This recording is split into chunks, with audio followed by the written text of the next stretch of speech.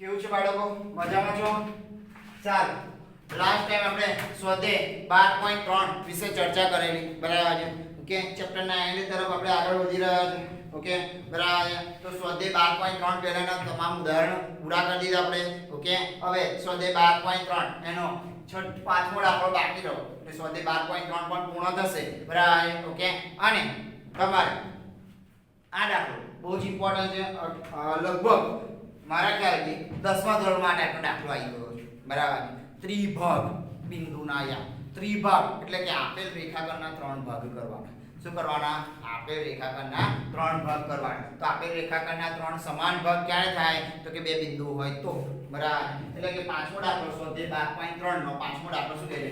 બિંદુ P 4 2 -6 અને Q 10 -16 અને 6 ને જોડતા રેખાખંડનું ત્રિભાજન કરતા બિંદુઓના યામ શોધો. એટલે કે ત્રિભાજન 3 સમાન ભાગ. આ P બિંદુ છે, આ Q બિંદુ છે, એના યામ આપી દીધા છે 4 2 -6 અને 10 -16 અને 6. તો ધારો કે એના ત્રિભાજન કરતા બિંદુઓના યામ A અને B છે. તો PQ રેખાખંડ ત્રિભાજન કરતા બિંદુઓ A અને B છે. મારે A અને B ના યામ શોધવાના છે, બરાબર. ઓકે, તો પહેલા 3 ત્રિભાજન એટલે 3 સમાન ભાગ. તો જો હું આનું માપ હું x લઉં તો આનું x થાય ને આનું x થાય. એનો મતલબ હું પહેલા એવું લખું, બિંદુ A PQ રેખાખંડનું, બરાબર છે, લેમ્બડા બરાબર PA ભાગ્યા PB. એટલે કે PA નું માપ x અને PB નું માપ x વત્તા x એટલે 2x, x કેન્સલ એટલે 1 ભાગ્યા 2 માં 1 ભાગ્યા 2 ગુણોત્તરમાં વિભાજન કરે છે. શું લખું? બિંદુ A એ PQ નું લેમ્બડા બરાબર PA ભાગ્યા AQ. બે ભાગમાં વિભાજન થાય PA ભાગ્યા AQ. એટલે PA ભાગ્યા AQ માં વિભાજન કરે છે. એટલે PA નું માપ x અને AQ નું માપ x વત્તા x એટલે 2x એટલે 1 ભાગ્યા 2 થયું. તો 1 ભાગ્યા 2 ગુણોત્તરમાં વિભાજન કરે છે. તો A ના યામ લખવા હોય તો આને હું x1 y1 અને z1 લઈ લઉં, અને હું x2 y2 અને z2 લઈ લઉં. તો A ના યામ લખાય mx2 nx1 m n એટલે my2 ny1 m n અને mz2 nz1 m n. ખબર પડી? મેં અંતર વિભાજન કર્યું છે, બરાબર. ઓકે, તો એના યામ શું લખાય? m એટલે કે 1 અને x2 છે આપણી જોડે 10 વત્તા 2 અને x1 છે આપણી જોડે 4 છેદમાં 1 વત્તા 2 એટલે 1 y2 છે મારી જોડે -16 વત્તા 2 y1 છે મારી જોડે 2 છેદમાં 1 વત્તા 2 એટલે m એ z2 છે મારી જોડે 6 વત્તા 2 z1 છે -6 છેદમાં 1 વત્તા 2 એટલે કે p ના યામ થઈ ગયા મારી જોડે 10 વત્તા 16 ભાગ્યા 3 એટલે 16 ભાગ્યા 3 સોરી 10 વત્તા 4 દુનિયા 8 એટલે 18 ભાગ્યા 3, બરાબર. ઓકે, અહીંયા -16 વત્તા 4 -16 વત્તા 4 એટલે -12 ભાગ્યા 3 અને 6 -12 -6 ભાગ્યા 3 એટલે કે a ના યામ મળી ગયા 9 તારી 18 6 તારી 18 એટલે 6 4 તારી 12 -4 અને 3 દુની 6 -2 એ ના યામ મળી ગયા. B બિંદુ B એ AQ નું મધ્ય બિંદુ કહેવાય. શું કહેવાય? બિંદુ B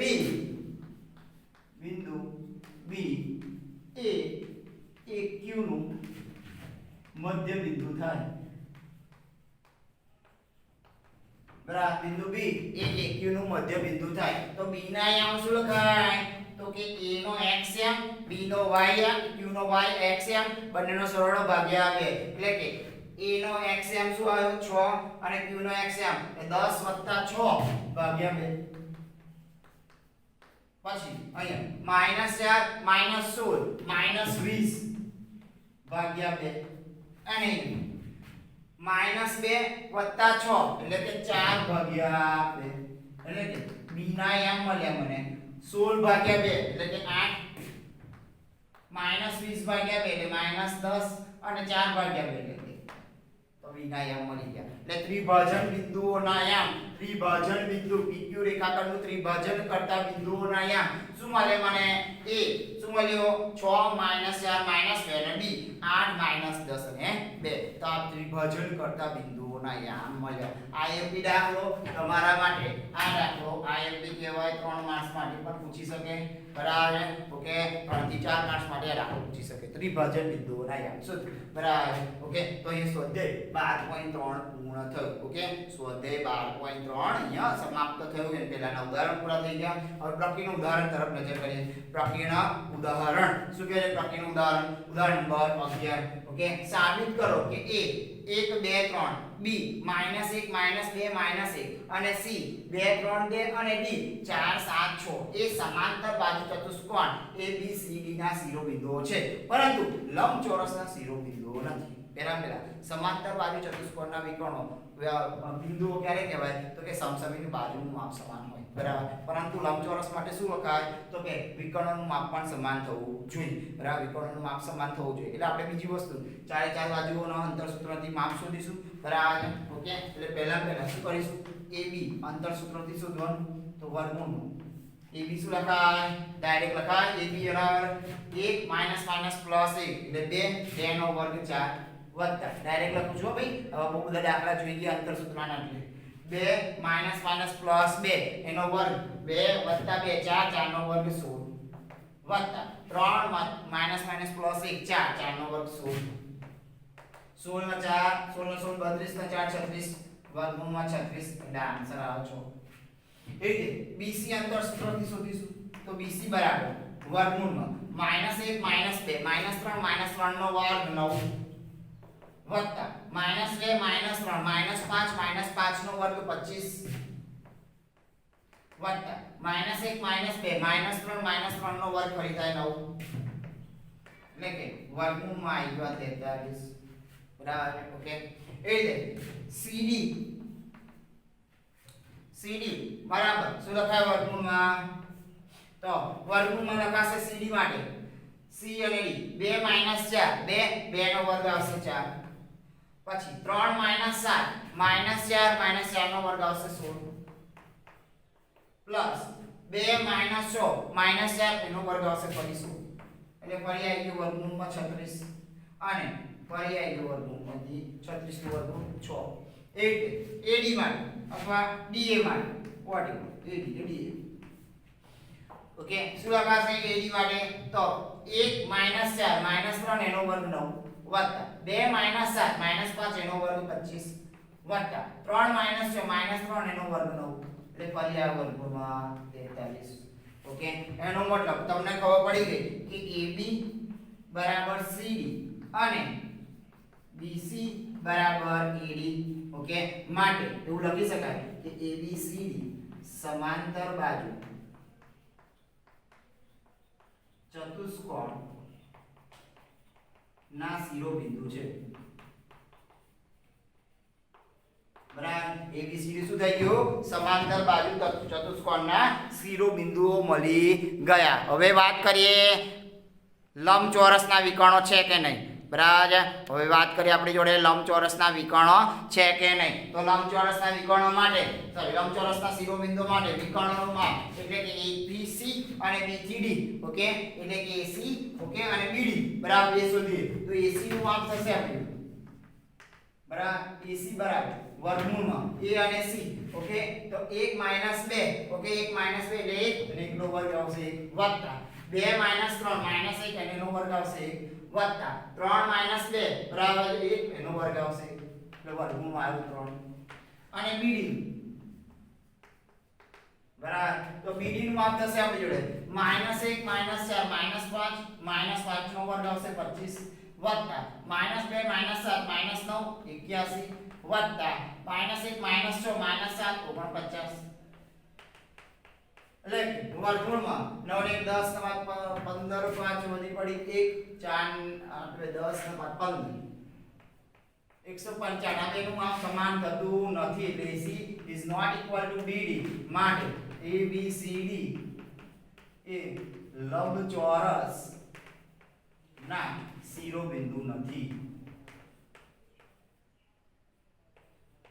ABCD એ લંબચોરસના શિરોબિંદુ નથી ખબર પડી ગઈ ઓકે સારું એવો ઉદાહરણ નંબર 12 બિંદુ A 3 4 5 અને B -2 1 4 થી સમાન અંતરે હોય તેવા બિંદુઓ P ના ગણનું સમીકરણ શોધો ઓકે એટલે કે ધારો કે અહીં લખી દો ધારો કે P x y z છે શું છે P x y z છે એને મતલબ P થી A નું અંતર અને P થી B નું અંતર સમાન છે એવું આપી દીધું છે એટલે કે PA બરાબર PB આપી દીધું છે શું આપી દીધું છે PA બરાબર PB બંને બાજુ વર્ગ કરી પછી અંતર સૂત્રનો ઉપયોગ કરીએ એટલે PA નો વર્ગ બરાબર PB નો વર્ગ લખાય શું લખાય PA નો વર્ગ બરાબર PB નો વર્ગ ઓકે માટે PA માટે શું લખાય x 3 એનો વર્ગ વત્તા y 4 એનો વર્ગ વત્તા z પ્લસ 5 એનો વર્ગ બરાબર PB નો વર્ગ એટલે કે x ઓછા ઓછા વત્તા 2 એનો વર્ગ વત્તા y ઓછા 1 એનો વર્ગ વત્તા z ઓછા 4 એનો વર્ગ બરાબર બંને બાજુ વર્ગ છૂટો પાડે બંને બાજુ વર્ગ છૂટો પાડે તો શું લખાશે આપણી જોડે તો કે x નો વર્ગ માઈનસ 6x વત્તા 9 વત્તા y નો વર્ગ માઈનસ 8x વત્તા 16 વત્તા z નો વર્ગ વત્તા 10z વત્તા 25 બરાબર અહીંયા શું લખાશે x નો વર્ગ વત્તા 4x વત્તા 4 વત્તા y નો વર્ગ ઓછા 2y વત્તા 1 ઓકે વત્તા z નો વર્ગ ઓછા 4 દુની 8z માઈનસ માઈનસ પ્લસ તો બંને બાજુ x નો વર્ગ y નો વર્ગ ને z નો વર્ગ કેન્સલ બરાબર ઓકે અહીંયા બીજું કેન્સલ થાય પ્લસ 0 બરાબર ઓકે x ની જોડે 6 છે y z કશું કેન્સલ થશે નહીં બરાબર ઓકે બધા પદ ઉઠાઈના બદલાવ એટલે -6x હતા પેલી બાજુ +4x આ બાજુ લઈએ એટલે -4x તો 6x - 4x -10x થયા ઓકે પછી ઓકે અને અહીંયા y આવશે 8y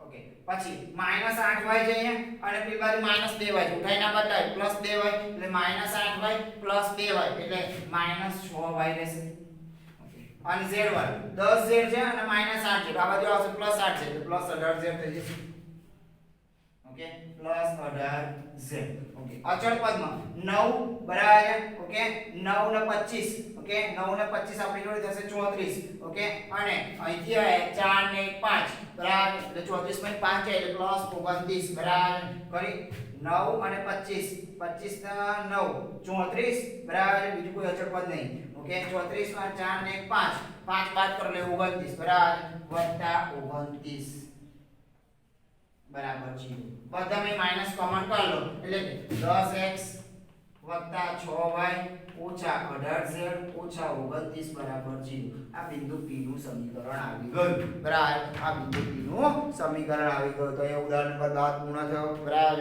ઓકે ખબર પડે છે ભાઈ બધાને ઓકે બરાબર તો અહીંયા ઉદાહરણ નંબર 12 પૂર્ણ થયો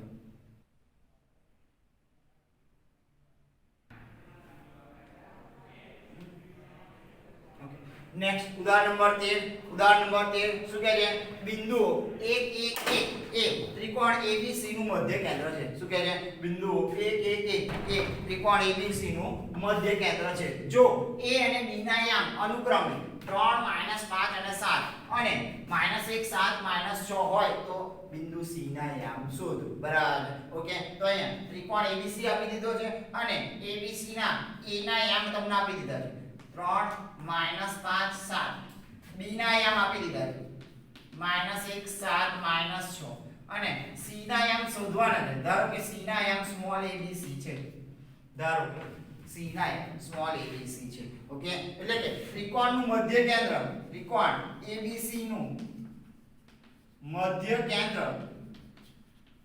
ના યામ તમને આપી દીધા છે 1 1 1 તો મધ્ય કેન્દ્ર એટલે કે એના xm ના 3 3 ના xm નો સરવાળો ભાગ્યા 3 ym નો સરવાળો ભાગ્યા 3 અને zm નો સરવાળો ભાગ્યા 3 એવી રીતે લખાય એટલે કે આને એવી રીતે લખાય માટે 3 - 1 + 1 છેદમાં 3 એવી રીતે -5 + 7 + b ભાગ્યા 3 અને 7 - 6 + c ભાગ્યા 3 બરાબર 1 1 1 તો અહીંયા એવું લખાય કે 2 + a છેદમાં 3 અહીંયા 2 + b છેદમાં 3 અને 1 + c છેદમાં 3 બરાબર 1 1 1 બરાબર ને બાજુ xm ym ને zm ના સરખામણી કરીએ તો 2 + a ભાગ્યા 3 બરાબર 1 એ રીતે 2 + b ભાગ્યા 3 બરાબર 1 અને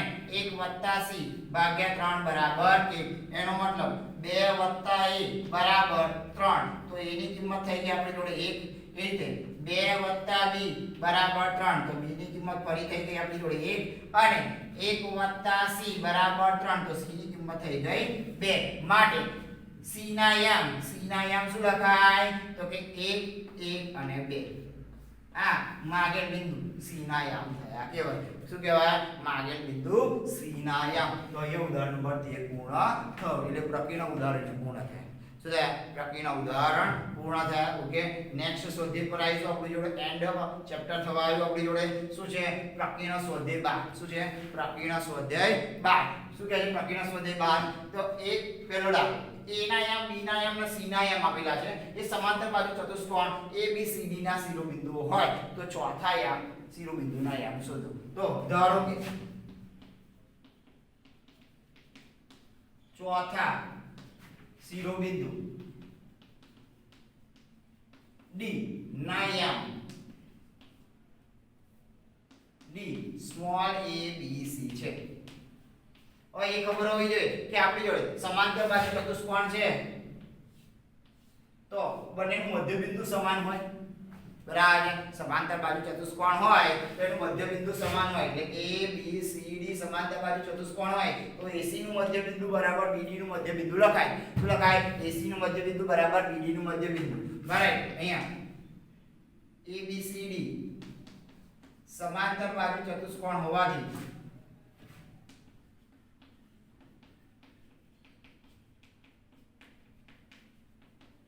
શું લખાય કે AC નું મધ્ય બિંદુ બરાબર શું લખાય આપણી જોડે તો BD નું મધ્ય બિંદુ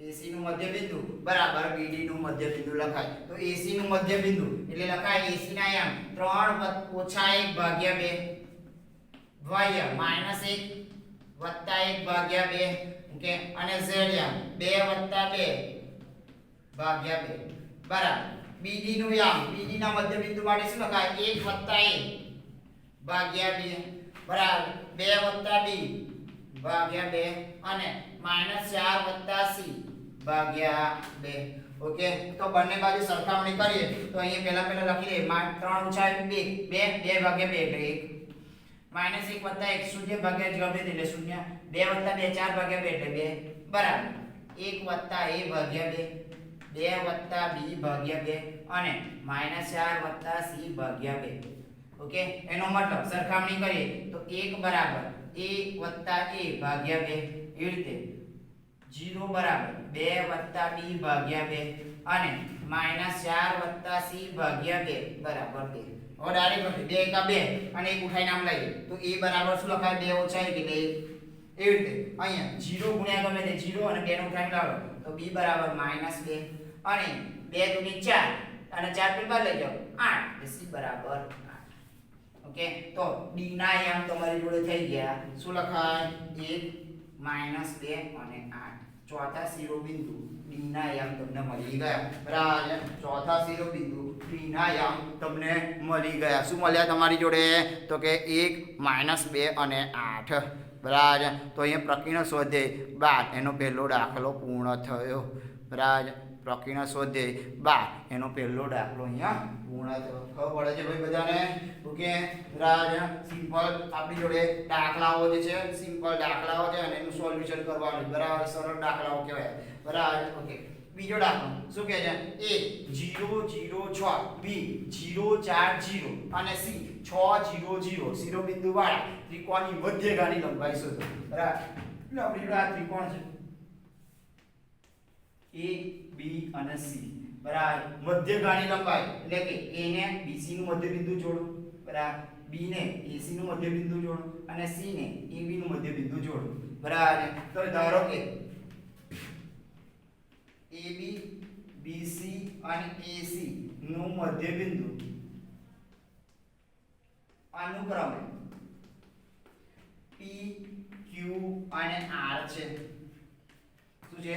P, Q અને R. એટલે કે AB નું મધ્યબિંદુ P અને Q અને આનું R. બરાબર.